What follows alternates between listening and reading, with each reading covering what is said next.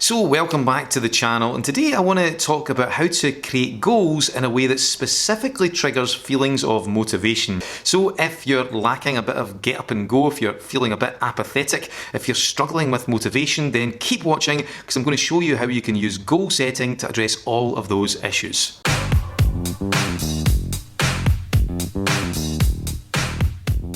Hi, I'm Stephen Burns from Mind School, and today I want to talk about how to use goal setting to really tap into feelings of motivation. I want to share with you 3 things that you can do when you're setting a goal that can help you kickstart that natural motivation machine. So before we get started, if you're new to the channel, if this is the first time you're stopping by, if you could consider subscribing, that would be absolutely fantastic. Also, if you could hit that notification bell, that way you'll be notified anytime we upload a video here at Mind School. So let's get started. So the first thing you want to keep in mind when you are setting a goal in order to really kick in those feelings of motivation is you want to make sure that the goal is challenging. If there's no challenge, then there's no desire, there's no energy, there's no motivation. In fact, I would argue the point that if you're not setting goals that have any challenge attached to them, then are they really goals, or are you basically just doing the same things as you've always done previously? So when it comes to setting the level of challenge attached to the goal, there's a really important consideration that you want to keep in mind. You want to make sure that the goal is ambitious, but not so wildly ambitious that it becomes just totally ridiculous. There's a lot of nonsense out there on self-help or in self-help books that says that when you set a goal, you should make it so wildly ambitious that it helps you access all kinds of level of desire and motivation. Like, for example, you should become like a millionaire by the age of 21 and you're only currently 19. Now, I get that and I really admire the spirit behind that, but actually if you create a goal that is too wildly ambitious, that's totally unrealistic and ludicrous, then you can actually end up damaging your ability or your chances of achieving that goal. You can end up demotivating yourself and it leads to procrastination. There's a famous psychologist called Albert Bandura, and he created something called self-efficacy theory. And one of the things he says is that when you create a goal, you create an expectation. And it's actually the need to fulfill that expectation that gives you your levels of desire, the energy, that provides you with the feelings of motivation. But what he also says is, if you create a goal that is just too ambitious inside your mind, the level of expectation becomes so great that it actually overwhelms you, actually swamps you. And basically what happens is it kicks in all of your limiting beliefs, your fears of failure, your fear that you're not good enough, and it ends up just demotivating you, lowering your levels of motivation, and it ends up leading to procrastination and all kinds of stuff that's not particularly useful.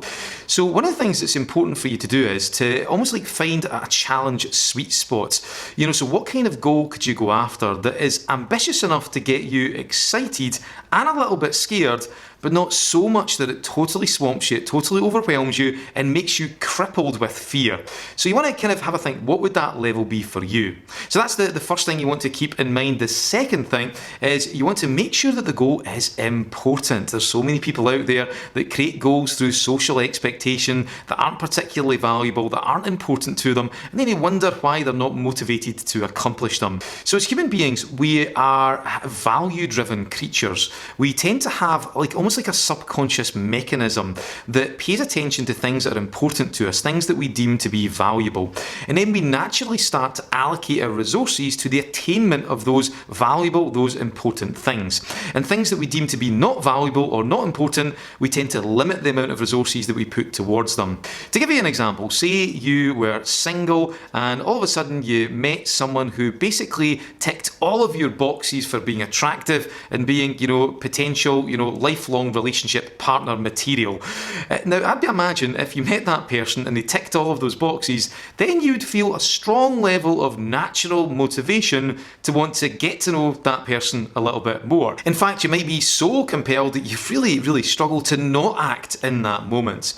So generally when we pick goals that are really important to us, that are really valuable, then it just naturally kicks in a lot of that sort of upfront motivation. We don't have to get ourselves worked up into a frenzy to do stuff, we just want to do them naturally. So make sure that your goals are important, that they are valuable to you. So that's the second thing you want to keep in mind. The third thing is you want to make sure that your goals are meaningful.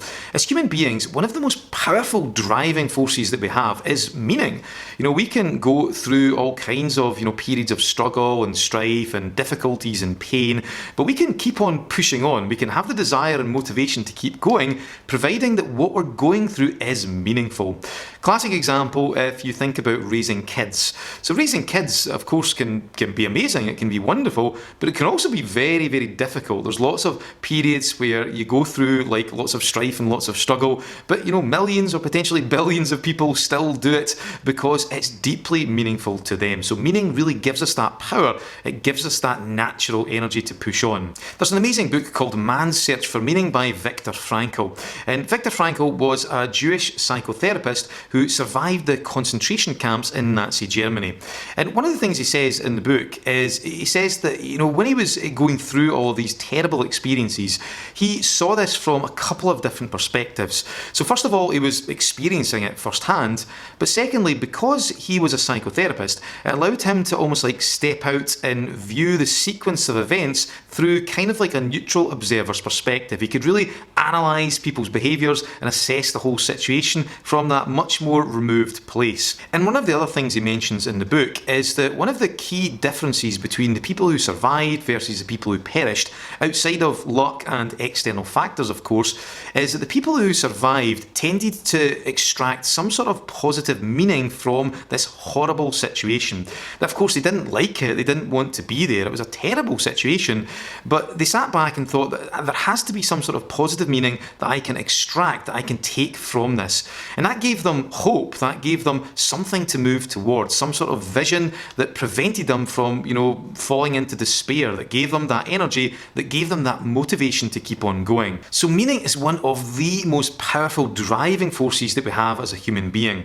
So when you're looking to create a goal that really kicks in that motivation machine, you want to make sure that you pick something that's meaningful to you. You also want to spend some time exploring the deeper layers of meaning behind that goal. Why is this goal meaningful? What positive meaning is it going to bring to your life? And by doing that, you're going to tap into lots of energy, lots of fuel. So that's 3 things that you want to keep in mind when you are creating goals in order to kick in those feelings of motivation. So what about you? How do you think about your goals? Are they challenging enough? Or maybe they're too challenging. Maybe you have to just take them down a peg or two. Just find that challenge sweet spot. And are they important? Or are you going for things that aren't really particularly valuable? Are you going too much on social expectation? And are they meaningful? Have you spent enough time really exploring the greater and deeper and more powerful meaning behind the goals that you've selected? So that's all for me for this week. Hopefully you enjoyed this video. And of course, if you have any questions or comments, then feel free to add them in the box below. So all the best, and I'll see you later on.